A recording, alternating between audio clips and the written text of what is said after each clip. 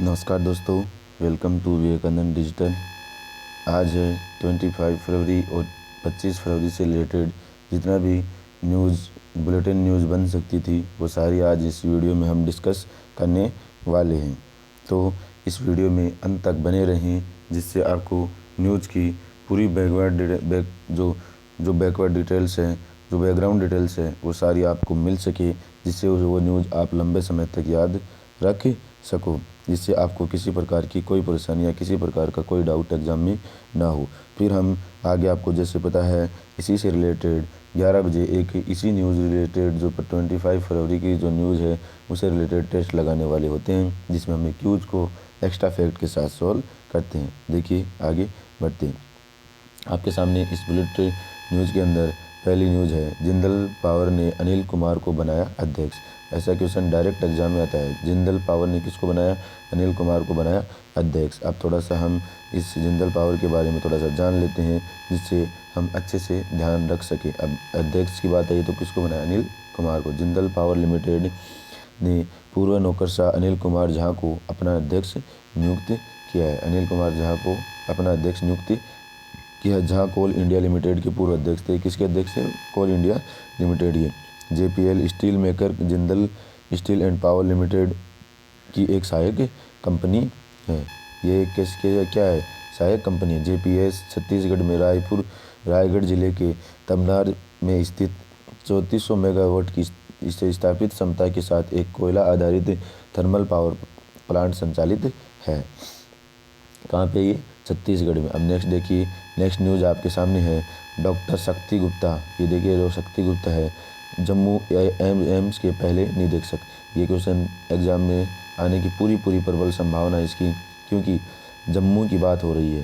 तो कौन है? डॉक्टर शक्ति गुप्ता जम्मू एम्स के पहले निदेशक बने हैं। डॉक्टर शक्ति कुमार गुप्ता को जम्मू कश्मीर के सांबा जिले के विजयपुर में आगामी एम्स के पहले निदेशक के रूप में नियुक्त किया गया है। वह एम्स नई दिल्ली में doctor RP centre for ophthalmic sciences में चिकित्सा अधीक्षक के रूप में सेवारत है। प्रधानमंत्री ने फरवरी 2019 में एम्स जम्मू की नींव रखी थी। अब एम्स जो जम्मू है उसकी नींव कब रखी गई?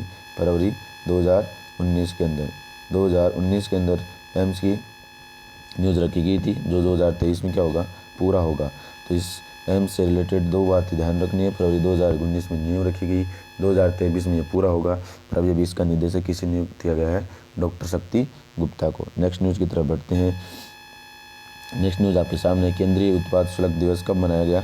24 फरवरी को। तो केंद्रीय उत्पाद शुल्क दिवस कब मनाया गया? 24 फरवरी को। अब इससे रिलेटेड थोड़ा सा जान लेते हैं क्या होता है। पूरे भारत में 24 फरवरी को हर वर्ष केंद्रीय उत्पाद शुल्क दिवस के रूप में मनाया जाता है। भारत में केंद्रीय अप्रत्यक्ष कर और सीमा शुल्क, भारत में सीमा शुल्क, वस्तु और सेवा कर, केंद्रीय उत्पाद शुल्क, सेवा कर और नारकोटिक्स के संचालन के लिए जिम्मेदार हैं। सीमा शुल्क कानून को संचालित करने के लिए सीमा शुल्क और केंद्रीय उत्पाद शुल्क केंद्रीय GST विभाग की स्थापना की गई थी। नेक्स्ट न्यूज़, तो केंद्रीय उत्पाद शुल्क कब मनाया जाता है? 24 फरवरी को। यूपी की 700 एकड़ में इलेक्ट्रॉनिक सिटी बनाने की योजना। अब यूपी गवर्नमेंट ने की है। तो यूपी गवर्नमेंट के जो चीफ मिनिस्टर कौन है? योगी आदित्यनाथ। इन्होंने एक पहल की है कि 22 फरवरी 2021 को उत्तर प्रदेश मंत्रिमंडल ने बन रहे नोएडा अंतर्राष्ट्रीय हवाई अड्डे के पास 700 एकड़ की इलेक्ट्रॉनिक सिटी की परियोजना को मंजूरी दी। यह परियोजना राज्य को कई प्रोत्साहन के लिए इलेक्ट्रॉनिक सिस्टम डिजाइन और विनिर्माण का क्षेत्र पर एक केंद्र बनाने में मदद करेगी।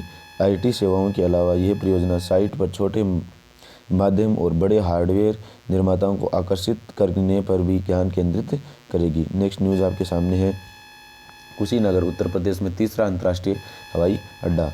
देखो, कुशीनगर उत्तर प्रदेश में तीसरा अंतर्राष्ट्रीय हवाई अड्डा। कुशीनगर हवाई अड्डे को 23 फरवरी 2021 को उत्तर प्रदेश का तीसरा लाइसेंस प्राप्त अंतर्राष्ट्रीय हवाई अड्डा के बनने के लिए DGCA ने आवश्यक मंजूरी मिल गई है। हवाई अड्डा कई बौद्ध सांस्कृतिक स्थलों जैसे कि श्रावस्ती, कपिलवस्तु और लुम्बिनी के आसपास के क्षेत्र में स्थित है।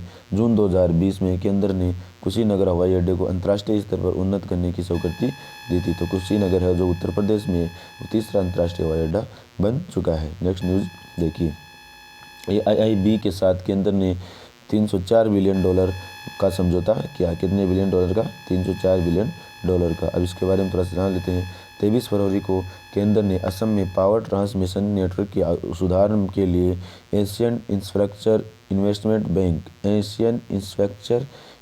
बैंक AIIB से $304 मिलियन लगभग 2200 करोड़ से अधिक का उधार लेने के लिए एक समझौता हस्ताक्षर किया है। फंड का उपयोग Assam state transmission system enhancement project के लिए किया जाएगा। कौन से प्रोजेक्ट के लिए? एनहोर्समेंट प्रोजेक्ट के लिए किया जाएगा। परियोजना का उद्देश्य राज्य में बिजली पारेषण नेटवर्क की विश्वसनीयता और क्षमता और सुरक्षा में सुधार लाना है। नेक्स्ट न्यूज़ देखिए।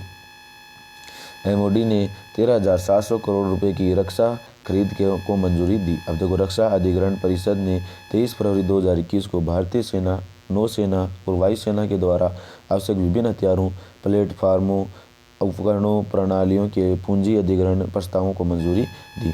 13,700 करोड़ रुपए की समग्र लागत के 3 आवश्यकता की स्वीकृति को मंजूरी दी गई है। इन अधिग्रहणों में DRDO द्वारा डिजाइन और विकसित किए गए प्लेटफॉर्म और प्रणाली शामिल होगी। नेक्स्ट न्यूज़ की तरफ देखिए। टेरी पोस्को के बीच समझौता।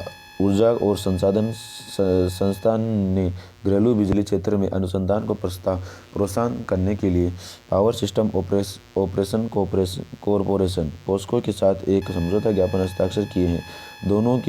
दोनों ने सहयोग के माध्यम से ज्ञान साझा करने और क्षमता निर्माण के लिए अनुसंधान उद्योग संपर्क को मजबूत करने और भारतीय बिजली क्षेत्र में से संबंधित मुद्दों पर अनुसंधान को प्रोत्साहन करने के लिए एक साथ कार्य करने पर सहमति व्यक्त की है। नेक्स्ट न्यूज़ देखिए। NHA और CSC में समझौता। अब देखिए क्या है। राष्ट्रीय स्वास्थ्य प्राधिकरण ने इलेक्ट्रॉनिक्स और सूचना प्रौद्योगिकी मंत्रालय के तहत कॉमन सर्विस सेंटर्स के साथ एक समझौता ज्ञापन पर हस्ताक्षर किए हैं। इनके द्वारा आयुष्मान भारत प्रधानमंत्री जन आरोग्य योजना के तहत नए PVC लाभार्थी कार्ड बनाए जाएंगे, जिन्हें आयुष्मान कार्ड कहा जाता है। पात्र लाभार्थी अब अपने आयुष्मान कार्ड निःशुल्क प्राप्त कर सकेंगे। नेक्स्ट न्यूज़ देखिए। DRDO skill centre for fire safety training. अब देखो, ये अपने जो राजनाथ जी रक्षा मंत्री, उन्होंने देखो, रक्षा मंत्री राजनाथ सिंह ने उत्तर प्रदेश के पिलखुआ में DRDO में फायर सेफ्टी ट्रेनिंग के लिए स्किल डेवलपमेंट सेंटर का उद्घाटन किया गया। कहाँ पे किया गया है? उत्तर प्रदेश में किया गया है। किस गाँव में? पिलखुआ में DRDO के द्वारा ये पहल की गई। ये सुविधा दिल्ली स्थित DRDO प्रयोगशाला के अंदर फॉर फायर, विस्फोट और पर्यावरण सुरक्षा द्वारा बनाई गई है। इसका उद्देश्य प्रशिक्षित मानव संसाधन, अग्नि सुरक्षा प्रौद्योगिकी और उत्पादों को विकसित करना है, ताकि बहुमूल्य मानव जीवन और मूल्यवान संपत्ति को बचाया जा सके। नेक्स्ट न्यूज़ देखिए। भारत और मॉरिशस के बीच में व्यापार समझौता। किस के बीच में हुआ? भारत और मॉरिशस के बीच में। अब इसको थोड़ा सा डिटेल में जान लेते हैं।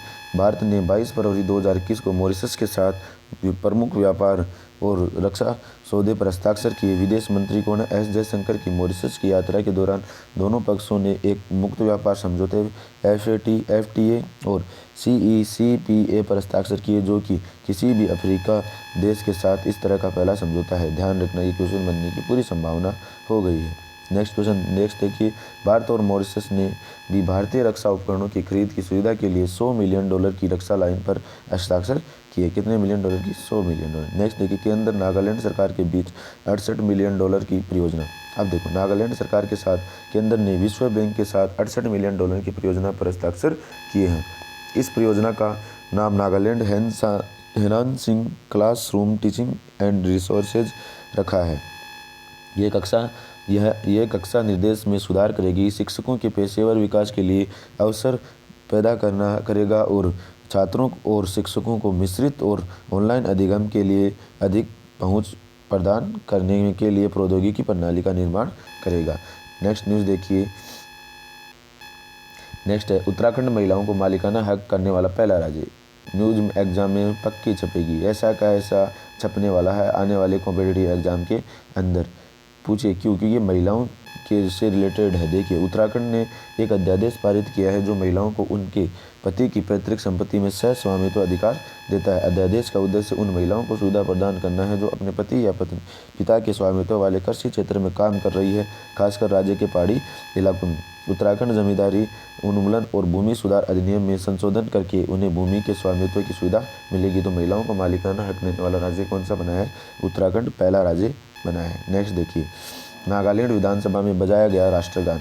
नागालैंड को राज्य का दर्जा मिलने के लगभग 60 वर्ष बाद फरवरी 2021 में पहली बार राष्ट्रगान को इसके विधानसभा के अंदर बजाया गया। एग्जाम में पक्का छपेगा क्योंकि ये फर्स्ट टाइम हो रहा है, ये वर्ड फर्स्ट टाइम। 22 फरवरी 2021 को राज्यपाल RN रवि के संबोधन के पहले और बाद में राष्ट्रगान बजाया गया जब विधानसभा का बजट सत्र शुरू हुआ। नागालैंड ने 1 दिसंबर 1963 को राज्य का दर्जा दिया गया। राज्य का दर्जा प्राप्त कब हुआ था? 1 दिसंबर 1963 को दर्जा प्राप्त किया और संघ का 16वां राज्य बना था। कौन सा राज्य बना था? 16वां राज्य। कब दर्जा मिला? 1 दिसंबर 1963 को। और अब पहली बार उसने क्या किया? राष्ट्रगान विधानसभा में बजाया। नेक्स्ट क्वेश्चन की तरफ बढ़ते हैं। नेक्स्ट न्यूज है देवीरी सिंह भंडारी की नई पुस्तक। अब देखो, देवीरी सिंह भंडारी है, इसकी नई पुस्तक क्या? युवा भारत है।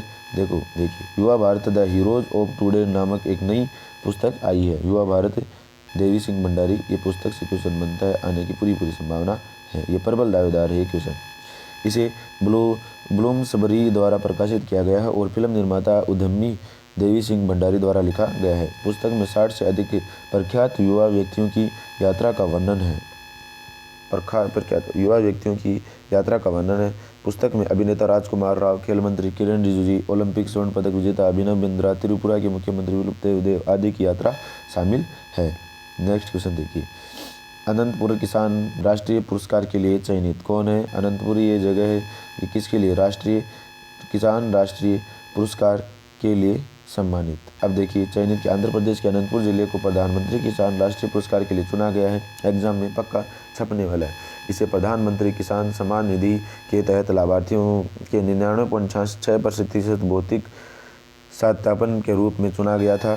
जिला कलेक्टर गदम चंद्रुडू को 24 फरवरी 2021 को नई दिल्ली में प्रमुख पुरस्कार प्रदान किया जाएगा। जिले में कुल 5,76,972 लाभार्थी हैं। नेक्स्ट क्वेश्चन देखिए, बड़े होटलों को उद्योग का दर्जा देगा कर्नाटक। अब कर्नाटक के रिलेटेड आया है, तो कर्नाटक के थोड़ा सा देखिए। कर्नाटक के बारे में जब न्यूज़ एनालिसिस के बाद में हम जब क्यूज वीडियो देखेंगे तो उसके अंदर अच्छे से डिटेल से अपन इसके बैकवर्ड डिटेल भी देखेंगे। कोविड द्वारा प्रभावित आतिथ्य क्षेत्र की मदद करने के लिए कर्नाटक सरकार ने बड़े होटलों को उद्योग का दर्जा देने का फैसला किया है। इस फैसले से पर्यटक क्षेत्र को भी बढ़ावा मिलेगा, हालांकि छोटे होटलों को टैग नहीं मिलेगा। इस निर्णय से होटल, बिजली दरों, संपत्ति कर, मौजूदा ऋणों की पुनरावृत्ति, परेशानी मुक्त ऋण आदि में भी प्राप्त कर सकेंगे। नेक्स्ट न्यूज़ देखिए, steel authority of India limited ने जीते 6 पुरस्कार। स्टील अथॉरिटी ऑफ इंडिया लिमिटेड को public relations society of India national awards 2020 में संचार के क्षेत्र में प्रयासों के लिए 6 पुरस्कार मिले हैं। सेल को house journal based communication campaign, communication campaign of the year, कोविड-19 special prestige publication, newsletter और कॉरपोरेट वेबसाइट श्रेणियों में पुरस्कृत किया गया है। नेक्स्ट न्यूज़ देखिए, ICICI बैंक ने लॉन्च किया नम्मा चेन्नई स्मार्ट कार्ड। अब देखो, Namma Chennai smart card launch हुआ है, तो इसके बारे में अपन थोड़ा सा जान लेते हैं। इसके बारे में डिटेल है। ICICI बैंक ने ग्रेटर चेन्नई कॉरपोरेशन GCC और चेन्नई स्मार्ट सिटी लिमिटेड की साझेदारी में एक common payment card system CPCS शुरू करने की घोषणा की है। रुपए द्वारा संचालित 6 ब्रांडेड संपर्क रहित प्रीपेड कार्ड, जिसे नम्मा चेन्नई स्मार्ट कार्ड कहा जाता है, GCC केंद्र पर कर और उपयोगिता बिल भुगतान जैसे विभिन्न डिजिटल भुगतानों की सुविधा प्रदान करेगा। नेक्स्ट क्वेश्चन देखें। नेक्स्ट न्यूज़ है आपके सामने, एयरटेल ने विज्ञापन व्यवसाय में प्रवेश किया। भारतीय एयरटेल लिमिटेड ने एक विज्ञापन प्लेटफॉर्म लॉन्च किया है। एयरटेल एड्स प्लेटफॉर्म ब्रांडों को टेलको के ग्राहकों के लिए सहमति आधारित एक सुरक्षित अभियानों को बनाने की अनुमति देता है। एयरटेल के mobile direct to home DTH और होम्स सहित व्यवसाय में 320 मिलियन से अधिक ग्राहक हैं। एयरटेल एड्स से पहले ही PepsiCo, Zomato, CRED, Tata, AIG insurance Lenskart, Apollo 24x7, Gameskraft आदि के साथ सहयोग किया है। नेक्स्ट देखिए, लिवाइस ने दीपिका पादुकोण को ब्रांड एम्बेसडर चुना। जो दीपिका पादुकोण अभिनेत्री है, इसको क्या, लिवाइस ने दीपिका पादुकोण को अपना वैश्विक ब्रांड एम्बेसडर नियुक्त किया। एग्जाम में पक्का छपने वाला है। अब देखिए, संघ महिला उपभोक्ताओं की एक नई पीढ़ी को आकर्षित करने में मदद करेगा, क्योंकि कंपनी महिलाओं के कपड़ों का विस्तार कर रही है। दीपिका भारत में ब्रांड का चेहरा बनने वाली पहली महिला सेलिब्रिटी है। ब्रांड का चेहरा बनने वाली पहली महिला सेलिब्रिटी है। वह लिवाइस की फैशन फिट की एक नई श्रृंखला पर केंद्रित एक नए अभियान की अगुवाई करते हुए दिखाई देगी। नेक्स्ट देखिए, नेक्स्ट है, भारत दूसरा सबसे अधिक साइबर हमले द्वारा लक्षित। अब देखिए, ये भी क्वेश्चन भी पक्का छपने वाला है, साइबर हमले से रिलेटेड आया है। अब देखो, इसे थोड़ा सा डिटेल में डालते हैं। भारत को 2020 में जापान के बाद एशिया प्रशांत क्षेत्र में दूसरे सबसे ज़्यादा साइबर हमलों का सामना करना पड़ा, जो कि इस क्षेत्र में हुए अभी सभी हमलों का 7% है। जापान के बाद दूसरे नंबर पर भारत आ गया। वित्त और बीमा सबसे अधिक लक्षित क्षेत्र है। वित्त और बीमा के अंदर ज़्यादा साइबर क्राइम हुए। 24 फरवरी 2021 को प्रकाशित IBM की 2021 एक्स-फोर्स थ्रेट इंटेलिजेंस इंडेक्स के अनुसार रैनसमवेयर सबसे व्यापक रूप से इस्तेमाल किया जाने वाला हमला था, जो कि भारत में पाए जाने वाले सभी हमलों का लगभग कितना प्रतिशत था, 40% था। तो भारत दूसरा बन गया हमलों के मामले में। सुरक्षा बलों को दिया गया प्रशस्ति पत्र। मणिपुर, देखो मणिपुर में राज्यपाल डॉक्टर नजमा हेपतुल्ला, कौन है मणिपुर की राज्यपाल? डॉक्टर नजमा हेपतुल्ला ने 23 फरवरी 2021 को असम राइफल की विभिन्न इकाइयों को, राज्य पुलिस और व्यक्तियों को वर्ष 2020 के लिए प्रशस्ति पत्र और प्रशंसा पत्र सौंपे। समारोह का आयोजन सुरक्षा बलों की सराहना और प्रोत्साहन करने के लिए किया गया था, जो राज्य में नशाखोरी और तस्करी के खिलाफ अभियान सहित अमन और शांति लाने में योगदान दिया जाएगा। तो इसमें मणिपुर की जो गवर्नर है, इसका क्या नाम था? नजमा हेपतुल्ला, जिसने सुरक्षा बलों को सम्मानित किया है। नेक्स्ट क्वेश्चन देखिए, नेक्स्ट न्यूज़ आपके सामने है कि माइक्रो कंटेनमेंट जोन बनाएगा बिहार।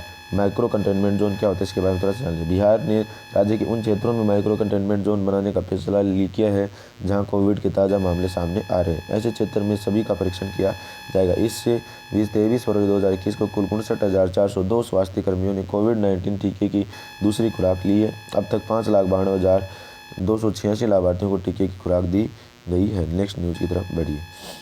मॉरिशस में भारतीय उच्चायोग भवन का निर्माण। मॉरिशस है, उसके अंदर भारतीय उच्चायोग भवन का निर्माण किया गया। विदेश मंत्री कौन है? डॉक्टर एस जयशंकर ने 23 फरवरी 2021 को मॉरिशस के प्रधानमंत्री प्रविण जुगनौथ और विदेश मंत्री एलन गानो की उपस्थिति में मॉरिशस के नए भारतीय उच्चायोग भवन का निर्माण किया या उद्घाटन किया। तो इसमें थोड़ा सा ध्यान रखने वाली बात है, जो प्राइम मिनिस्टर ऑफ मॉरिशस है वो प्रविण जुगनौथ है, और विदेश मंत्री कौन है? एलन गानो, और भारत के विदेश मंत्री डॉक्टर एस जयशंकर, इसके बारे में आप पहले से ही जानते हैं। नेक्स्ट देखिए, उन्होंने मॉरिशस के दगोतीरे सोशल हाउसिंग परियोजना की समीक्षा की। भारतीय समर्थन में निर्मित 956 आवास इकाइयों को जल्द ही अधिकृत किया जाएगा। नेक्स्ट देखिए, नेक्स्ट आपके सामने नेपाल के सर्वोच्च न्यायालय ने संसद को बहाल किया। नेपाल के सर्वोच्च न्यायालय ने 24 फरवरी 2021 को भंग किए गए हाउस ऑफ रिप्रेजेंटेटिव्स को बहाल कर दिया है। मुख्य न्यायाधीश चिलेंदर शमशेर राणा के नेतृत्व में 5 सदस्यीय संवैधानिक पीठ ने 20 दिसंबर 2021 को हाउस ऑफ रिप्रेजेंटेटिव को भंग करने के सरकार के फैसले को रद्द कर दिया गया। नेपाल की राष्ट्रपति विद्या देवी भंडारी ने संसद को भंग कर दिया था और अप्रैल-मई 2021 में मध्यावधि में चुनाव की घोषणा की थी। इसको क्या कर दिया, आजकल बंद कर दिया। नेपाल की जो राष्ट्रपति कौन है? विद्या देवी भंडारी है। नेक्स्ट न्यूज़ देखिए,